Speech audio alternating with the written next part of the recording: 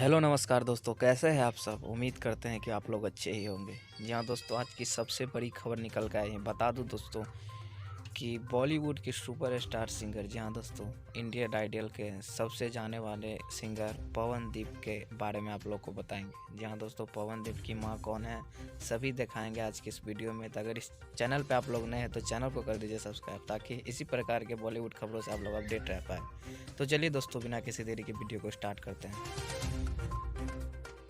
बता दूं दोस्तों, आप लोग पवनदीप को बहुत अच्छी तरह से जानते होंगे। जी हाँ दोस्तों, वही पवनदीप जो इंडियन आइडियल में सबसे नंबर 1 परफॉर्मेंस करते हैं, जिनके गानों को लाखों करोड़ों व्यूवर्स है। जी हाँ दोस्तों, पवनदीप जो कि काफ़ी ज़्यादा अभी फेमस सिंगर में से एक माने जाते हैं, और पवनदीप इंडियन आइडल में बहुत ज़्यादा तहलका मचा रहा है। दोस्तों बता दूं कि पवनदीप की माँ, जी हाँ दोस्तों, आप लोग वीडियो स्क्रीन पर देख रहे होंगे, यही है पवनदीप की माँ।